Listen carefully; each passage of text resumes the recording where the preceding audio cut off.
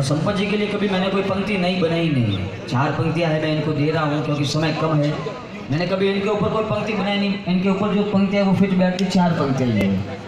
हमें हिंदुस्तान के सूरज काली रात तुम्हारी है, ओ भैया सुन लो, हमें हिंदुस्तान के सूरज काली रात तुम्हारी है, लो अब हमने देख ली क्या औकात तुम्हारी है।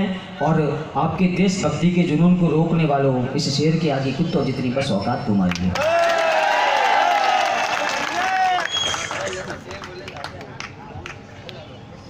अगर आपकी इजाजत हो तो 2 मिनट में अपनी बात रखना चाहता हूँ।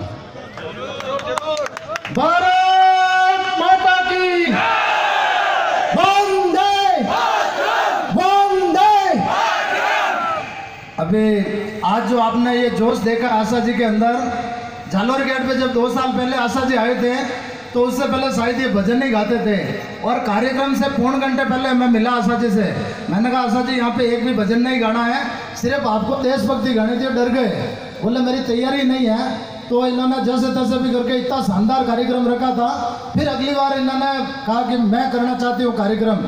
तो आपने पिछली बार देखा होगा पूरा तिरंगा, इनकी ड्रेस तिरंगी, इनकी नेल पॉलिश मतलब तिरंगा, इनकी जो चूड़ियाँ थी वो तिरंगी, मतलब ऐसा रंग जमाया था जिसका पूरे शहर नहीं पूरे हिंदुस्तान भर के अंदर इनका लाइव 25 लाख से ज़्यादा लोगों ने देख लिया था। और मैं काफ़ी टाइम से देख रहा था, बाहर बैठा, मैंने कहा आशा जी आए तो सुनने के लिए चलते हैं। एकता ग्रुप का बहुत बहुत धन्यवाद। जब मैंने देखा कि आशा जी अभी तक देशभक्ति नहीं गा रहे हैं, ऐसा क्या हुआ, जब इन्होंने भगवा रंग गाया और पुकारती माँ भारती सबसे प्यारा गाना है, इन्होंने इतना शानदार तरीके से गाया। तो दोस्तों मैं आशा जी के जो अपने एक मौका दिया था उस मौके को इन्होंने इतना बढ़ा दिया, हर युवा के अंदर जोश भर दिया। और अपना यहाँ जोधपुर का बेटा अगर युवा अपने दिल के अंदर आशा जी जितना काम कर दे तो शायद हिंदुस्तान हिंदू राष्ट्र घोषित हो जाएगा। आज आशा जी जहाँ भी जाती है कम से कम नहीं तो 100-200 लोगों के दिल में इस तरह की भावना जाग जाती है कि यार वाकई हम देशभक्ति लिए कुछ करना चाहिए। भजन तो हमेशा होते हैं। और राजू भाई ने जिस तरह का जोश भरा, कद काठी चाहे छोटी हो, हमारे बाला साहब और योगी जी भी इनके जितने ही थे, लेकिन पूरे देश के अंदर उन्होंने भगवा परचम फहराया था। तो मैं राजू जी और आशा जी को प्रणाम कर रहा हूँ, नमन कर रहा हूँ, भले ही जैसे भी हो, और इनकी पूरी टीम को, एकता ग्रुप को।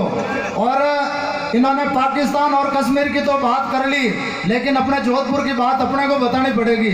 दोस्तों आपको पता होगा कि जोधपुर के अंदर एक लेटेस्ट मुद्दा है, उसी पे बात करूंगा।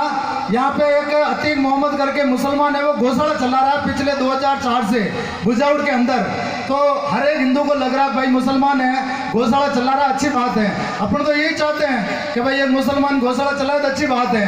वहाँ पे कुछ लोगों ने हमें बताया, तो हम लोग भी वहाँ पे गए थे। तो वहाँ पे उस गौशाला के अंदर देखा तो ना तो गौशाला है, ना उसके 4 दीवारी है, और ना खाने की व्यवस्था, ना गायों के पीने की व्यवस्था।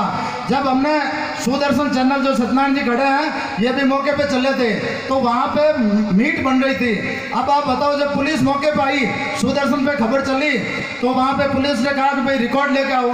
तो रिकॉर्ड लाए, तो रिकॉर्ड के अंदर 216 गायें थी। और मौके पे पुलिस वालों को कहा गिनती कर लो, तो मौके पे मिली 83 गायें। तो अब बताओ 133 गायें कहाँ गई। अब पुलिस वालों ने 2 मिनट के अंदर जांच कर ली, कह रहे ये तो मुर्गे का मीट है, ये तो पाटे का मीट है, बकरे का मीट है। आपने इतनी जल्दी कैसे जांच कर ली। और हम लोगों ने एक ही मांग की कि साहब हमारा मुकदमा दर्ज कर लो, 133 गायें कहाँ गई। हम खुले तौर पे उनको कहा था या तो यहाँ से गाय तस्करी होती है, क्योंकि मुसलमान को गाय को अपनी माँ मानता ही नहीं है, चाहे कैसे ही कर लो। ये अतीक मोहम्मद आपको बताऊं पिछले साल इराक गया था, इसकी पैदाइश पाकिस्तान की है, और ये सऊदी अरब में भी रोजा के दौरान वही था वो आदमी। अब आप हैरान हो जाओगे कि मैं ऐसी सांप्रदायिक बात कर रहा हूँ, सांप्रदायिक नहीं। 2008 के अंदर जो भी बड़े आदमी उनको पता होगा कि जयपुर से ATS टीम आई थी जयपुर बम ब्लास्ट के दौरान 4 आतंकवादियों को गिरफ्तार करने। जोधपुर से जब 4 आतंकवादियों को गिरफ्तार किया तो स्वस्ति घाट चौराहे के ऊपर नमाज पढ़ी थी, और मालिनी अग्रवाल SP थी, उन्होंने उनको लाठीचार्ज करके भगाया था। इसी अतीक मोहम्मद का बेटा ATS आतंकवादी को गिरफ्तार करके ले गई, और वो राजस्थान सिमी का चीफ था। एक आतंकवादी का बाप उसने पूरी पैरवी की, सोचते गेट चौकी पे पथराव किए और कई तरह के षड्यंत्र इस देश के अंदर रचे जाते हैं। जाकिर नाइक सबको पता होगा, आपने सुना ही होगा जाकिर नाइक कितना बड़ा आतंकवादी है। जाकिर नाइक को किसी अतीक मोहम्मद ने वो ये अपने गालीबाई मंदिर चौराहे के आगे लाके स्वागत किया था। यासीन भटकल को वहां पे बुलाया था। जब दूसरी बार जाकिर नाइक को बुला रहे थे तो उस समय यहाँ के स्थानीय मुसलमानों ने विरोध किया था कि भाई ये आतंकवादी, इसको नहीं बुलाना चाहिए। तो मेरा कहने का तात्पर्य यह है कि एक आतंकवादी पूरे देश को बेवकूफ बना रहा है, लेकिन अपन अभी ये 9 तारीख को राजा सिंह जी आ रहे हैं, अपन कह रहे हैं राजा सिंह जी आ रहे हैं, तो राजा सिंह जी को क्यों मान रहे अपन? क्योंकि वहां पे बैठे एक ओबीसी जैसे कुत्ते को जवाब दे रहे हैं। और अपने जोधपुर में भी ऐसा एक कुत्ता बैठा है। कल नहीं सॉरी परसों अशोक जी जब बाड़मेर से आ रहे थे पचपदरा से होते हुए, तो वहां पे बाबा के भक्तों का एक्सीडेंट हुआ था, उनकी मौत हुई थी, लेकिन अशोक जी वहां नहीं गए और उस गौशाला के अंदर जाके आए थे। और सबसे बड़ी बात, जब 14 साल से गौशाला चल रही थी, सब नेता वहां जा रहे थे, आ रहे थे, किसी ने ध्यान नहीं दिया। लेकिन 2 दिन पहले उस हरामी ने वहां पे गौशाला का बोर्ड हटा दिया। अगर तू गाय को अपनी मां मानता तो गौशाला का बोर्ड क्यों हटाया भाई तूने? अगर हम लोगों ने विरोध किया कि भाई ये शिवसेना, विश्व हिंदू परिषद, बजरंग दल, हिंदू संगठनों ने विरोध कर दिया, तो ये कलेक्टर के पास गया कि साहब आप गौशाला ले लो, महापौर के पास गया गौशाला ले लो।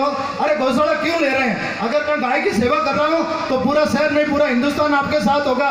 वहां पे उसने कलर बोर्ड के ऊपर कलर लगा दिया और पूरी गौशाला ही हटा दी। और गौशाला हटाई तो फिर वो तैयसी गाय कहाँ गई? तो दोस्तों ये बेवकूफ बनाने के कई तरह के षड्यंत्र हैं। और एक सिम्मे का आतंकवादी का बाप अगर यहाँ पे कॉलेज चल रहा है तो कॉलेज में निश्चित तौर से ये जितने भी जोधपुर के अंदर लव जिहाद के मामले होते हैं उसके पीछे अतीक मोहम्मद फंडिंग करता है, लेकिन अपन ध्यान नहीं देते हैं। अपने को एक मौका है, 9 तारीख को जब राजा सिंह जी, टाइगर राजा सिंह हैदराबाद से रावण के चबूतरे में आ रहे हैं और वहीं पे आशा जी अपने अंदर देशभक्ति का भाव भरेगी, तो सब युवाओं को कसम है, आप हाथ ऊपर करके कसम खाओ कि 3 घंटे का टाइम निकाल के हम रावण का चबूतरा में आएंगे, नहीं तो अपना हिंदू होना व्यर्थ है। आज राजा सिंह जी अपने को जगाने के लिए आ रहे हैं, आज आशा जी अपने को जगा रही है। अपन घरों में बैठे कहते हैं कि चाचा जी तो अच्छे हैं। आज अपने घर के अंदर कोई कार्यक्रम होता है तो आपको पता होगा, कोई भी मेघवाड़ आया, SC/ST का आया, हरिजन आया, तो उसको अपन जाके कहते हैं भाई तू नीचे बैठ जा। और जब कोई मुसलमान आते हैं तो कहते हैं चाचा जी ऊपर आओ। अरे भाई तेरी दादी ने कब पैदा कर दिया उस चाचा को? ये चाचा अपने काम के नहीं है। और सबसे बड़ी रक्षाबंधन पे मैंने फोटो देखी थी, ये हमारी माता बहनें पता नहीं किस भ्रम में जीती हैं और मुसलमान को अपना भाई बना लेते हैं। अब आपको एक उदाहरण इसी अतीक मोहम्मद का दे दूं, आप लोग सुनोगे तो हैरान हो जाओगे। इस अतीक मोहम्मद की जो इसकी माँ है, उसी की छोटी बहन अपनी मौसी से इस हरामखोर ने शादी कर ली। जब मुसलमान अपनी मौसी से, काके की बेटी बहन से, बुआ की बेटी बहन से, सबसे शादी कर लेता है, तो तुम रक्षा का सूत्र बांध के मुसलमान को कैसे भाई मान रहे हो? मुसलमान का कोई धर्म नहीं होता है, ना वो बहन मानता है। कभी एक खिवाड़ा का जाट था धर्मा चौधरी, उसने पूरा दरबार का जितना हिस्सा था वो मायरा भर दिया। आपने देखा कि मुसलमान ने कभी मायरा भरा? जब गायें हमारी मरती है, कोई मुसलमान रोड पे आया था, कितनी बहन बेटियों के साथ बलात्कार हुआ, एक भी मुसलमान नहीं आया। लेकिन उनकी जब कश्मीर के अंदर एक छोटी सी बच्ची का बलात्कार हुआ और वह भी षड्यंत्र था, पूरे देश के मुसलमान रोड पे आ गए। बाकी हमारे जोधपुर में बलात्कार के 2-3 मामले हुए थे, 4-4 साल 6-6 साल की बच्चियों के, एक भी मुसलमान नहीं आता। हम तो कहते हैं कि अगर मुसलमानों में दम हो तो इस अतीक मोहम्मद का विरोध करो। आप राजा सिंह के कार्यक्रम में हो, राजा सिंह जी सांप्रदायिकता फैलाने नहीं आ रहे हैं, वो हिंदुओं को जगाने के लिए आ रहे हैं। वो एक शेर है, स्कूटर पे बैठ के वो हमेशा अपनी तरह जय सिया राम करते थे और हिंदुओं को जगाते थे। उस समय ऐसे हिंदुओं को जगाया कि हिंदुओं ने कहा यार ये अपना अच्छा आदमी है और इसको विधायक बनाओ। आज राजा सिंह जी को विधायक बनाया। जब वहां पे रामनवमी का जुलूस निकलता है तो बाकायदा मस्जिदों को भगवा कपड़ों से ढका जाता है। तो अपने अंदर भी वो एकता दिखाएंगे। जब वो एकता दिखाओगे तब यहाँ का हिंदू जगेगा, नहीं तो सोए रहो। जब किसी की बहन बेटी को मुसलमान उठा के लेके जाते हैं, परसों ही प्रतापनगर से फोन आया था कि भाई साहब मेरी बेटी को लेके गए। अब जब तुम्हारी बेटी घर के अंदर थी, आपको एक छोटी सी बात बताऊं, 10 दिन पहले ये अपने मुस्लिम स्कूल के 3 लड़के 3 हिंदू लड़कियों को लेके कहीं पे फार्म हाउस पे लेके गए थे और वहाँ पे कह रहे हैं बर्थडे पार्टी मना रहे थे।